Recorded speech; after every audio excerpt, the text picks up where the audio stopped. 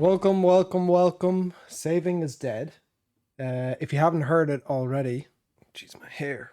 My goodness, I'm getting old. Right, anyway. First things first, as always, disclaimer, it's not financial advice. This is not financial advice. You'll get it soon enough. I think I just have to say it maybe 5,000 times. Don't take advice from people on the internet, basically. Don't do that. It's not a good thing to do. So saving is dead. Right. Um, where to start? So I always grab my pen for some reason. Investing is difficult. Okay, growing and managing wealth. It's a profession. It's people go to college and get degrees for this. You know, um, they get master's degrees in finance. Investing for growth is difficult and it comes with risks, right? Um, so saving should be easy, right? Savings where you get your money and you put it away every week or month or whatever, every fortnight. And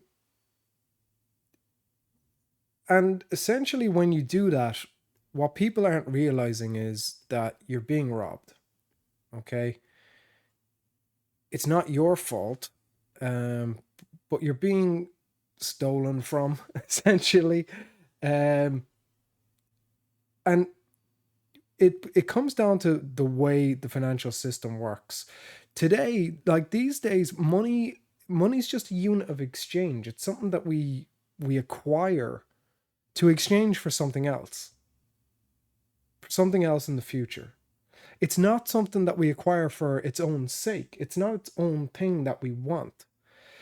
We get it because we want something else. And it's a high frequency unit, meaning it changes hands often.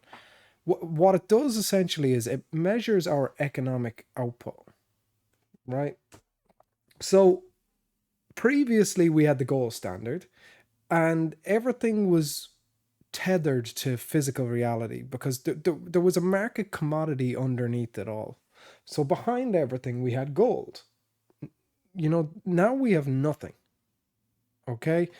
And the reason for that is August 15th, 1971, a man called Richard Nixon broke money.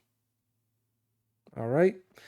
Um, his actions that day gave rise to what can only be described as the biggest pile of odorous excrement that has ever been assembled in the history of finance. The rise of fiat currencies has allowed central banks the ability to print so called money and have nothing backing it. Initially, after kind of breaking from the gold standard, nations would release a bond and savers would purchase the bond in exchange for a fixed return for the duration of it and then receive their capital back. And after a few years, you know, that worked for a while. Enter 2009, okay? Enter the economic collapse of 2009. After that, activity in the marketplace started to slow down. Money wasn't flowing as freely as policymakers would liked. So, I mean, that's a completely normal consumer behavior. It's totally natural that people who've just gone through an economic crisis would save their excess rather than use it frivolously to kind of drive economic growth. Like once bitten, twice shy, you know, learn your lessons. So the policymakers feared this. They feared this kind of slowed free market activity. And people were reluctant to purchase bonds because it would tie up their capital for long durations of time. Um, so, in their infinite wisdom, when a tranche of a bond wouldn't sell, governments and central banks came up with this kind of fanciful notion that in order to give people the confidence that they needed to freely participate in the economy, they would encourage banks to lend more freely. And this would flood the system with freely available cash, and because of money's because of the ease of access to cash and its decreased rarity, people will be more inclined to spend it rather than respect it. So this is what a bond looks like. I don't know why I put that up there. They're dead. The bonds are dead. So they introduced this quantitative easing where they'd essentially get the Fed or the central bank to buy the bond, then issue the cash, and it's just a free for all. So the analogy I like to use to explain it is, if you imagine the economy as a bathtub, right, and it has its plug-in, right. That's the crux of this. Essentially, what governments did was they turned the tap on with no plan or idea of when or even how they were going to turn the tap off. So how is money created these days in the current system? So I walk into a bank and I want a mortgage for my private domestic home. Okay. Um, if you think that the bank lends me 500,000 and they go around kind of scavenging deposit accounts for that 500,000, that is not what happens. The bank creates a security. Okay. And that security is called a mortgage. And the central bank, they issue the money to the bank, and the bank gives me the money, and I go out and purchase my house. And that all sounds well and good, but technically speaking, the money supply has just increased by 500,000. Okay. Now, these days you can't do anything these days without consent. We all know that. Okay, we all agree consent is king, right? You can't even watch a Netflix, you can't watch a Netflix rom-com these days without like someone asking if they can lean in and kiss someone. It's anyway, getting off topic. But you didn't consent to that 500,000 being created, right? The central bank consented by giving the money to the bank. The bank consented by creating the security. And I consented by taking the loan. But you didn't consent. You didn't consent to what essentially works out as being your effort, your metric of economic output being diluted because I wanted to buy a house. Now, if you don't think that's a crazy system, keep going the way you're going. Okay. Money is debt, and economies need money flowing in order for it to function. So when interest rates are high, people are less inclined to borrow. So there's less money being created. Okay. So that's the kind of give and take of interest rates. That's their function. Okay. So the money supply increases. And what it what it leads to is a loss of purchasing power. According to Weber et al., Michael Weber, Household Response to Wealth Effects of Inflation. This was the IMF Chicago Booth's publication. According to this, cash holders and fixed income savers were the biggest losers in today's economic system. Storing wealth in fiat-based savings became an active liability, not a neutral choice. So where's safe? The ECB, in their working paper, Consumer Savings Behavior at Low and Negative Interest Rates, that was at the no, it was September 22. It was published, but that was at the IMF 2023 IMF conference, the annual conference, and they showed that the average household lost 5 to 6% of their wealth in 2022 alone, not because the market crashed, but just because of inflation silently devaluing their money. Now, this means that the traditional ways you would go risk off or have a neutral market outlook isn't that anymore.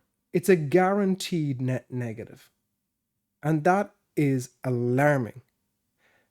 The biggest effect that it has on us is on our time preference, right? Our time preference is basically our valuation of the future. Like, we'll always discount the future because we have a need right now, this second, to survive.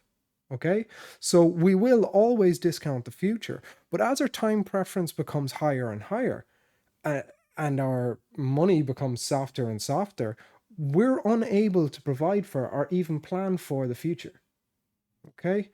Um, but it's not this. This isn't new. It's just become more prevalent, and recently it's lost the run of itself. Beginning in 2009, getting worse in 2015, and in 2020 it just went completely ballistic. Right. Um, so much so that the Federal Reserve and even primetime economists, they admit that the dollar has lost 95% of its value over the last 100 years. And that's an admission of failure, yes, but it's an admission of failure in order to stop people from digging deeper. You'll find that if you actually do the digging, that it's not just a 95% loss over 100 years. It's much, much worse. It's a 99.7% loss of value in the last 80 years. And an 84.4% loss over the last 50 years. In 2023, the Bureau of Labor Statistics announced that the purchasing power of the US dollar in 2022 was 92.6% of the purchasing power of the dollar in 2021. This is not a mismeasurement. It's not a mistake. The data is being presented in this way intentionally to blur the lines, and it leads you to the conclusion that this is the way things have always been.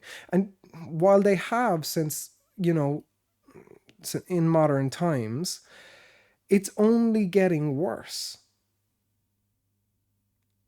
When 2015 happened, 2015 was when I truly understood things, and well, a little bit later, but it was when I really started to question things. Like, what was this happening by design?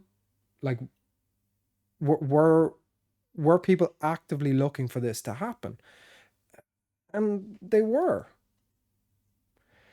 Um, there's JP. Look, JP hasn't done the worst job in the world, right? I'll give him that. I wouldn't have liked to have been in his position for the last 4 years. It's longer. He's there since what, 2018. I wouldn't have liked to have been doing his job. But the reason I bring him up is this image here and subtitle is real. This is Jerome Powell being asked why the inflationary target or the inflation target for global monetary systems is 2%. Ask any economist why it's 2%, and they'll just ramble. You won't get an actual answer to your question. They'll just ramble and ramble about how it's agreed and it's agreed and it's agreed and this is the way it's supposed to work. And like, you wouldn't build a house out of concrete if I told you that concrete deteriorated by design at 2% a year. You wouldn't do it. Okay? So we need to evolve our understanding of money and the way that it works. Okay? We need to think of money not as something that we want to acquire or even hold. It's a chemical, right? It's not just any chemical, it's a radioactive chemical. Okay, the longer you hold on to it, the more ill and ill you will become. Okay, so think about that. It's uranium. Uranium has a half-life of 4.4 billion years. Right? If we add together the inflation rate, the average inflation rate, and the average debasement rate of the US dollar for the last 5 years, it's 8%. That's a half-life on your dollar of 9 years. Okay? And if we go back even further and we take the Fed's statistics, the EU Central Bank statistics, and the OECD data, The average debasement rate, now it was weighted across currencies, but the average global debasement rate from 1960 to 2020 was 14% per annum. 14%. So that means that the half-life of the money in your pocket is 5.3 years. Um, Investing is difficult, okay? It's a profession. But like, I'm not here to sell you anything. I'm not here to sell you a product. I'm not here to, sign you up to some course that I'm doing or something like that. It's not why I'm here, okay? I'm here to try and help people see things a little bit more clearly. All right. Um. So next video, I'm going to go through how this affects the average individual. Um. Once we have that and we kind of have an understanding of why we're talking about this, like real life examples of the averages, we'll go into some kind of possible and plausible alternatives to how you can circumnavigate this cruel, cruel system, and don't get caught. All right, it's Friday, which for me means it's time to sign off. I hope everyone had a great week. Markets are doing very well. Enjoy yourself. That's 17 minutes. I took too long. Sorry. I kind of go on these rants every now and again. I was told be myself a bit more. Um, I said, I don't want to go, I don't want to get too ranty on here because, I don't know if I want that side of myself out there on the internet on video. I was told that the internet was made for people like me. So enjoy, have a good weekend. I'll be back probably Monday.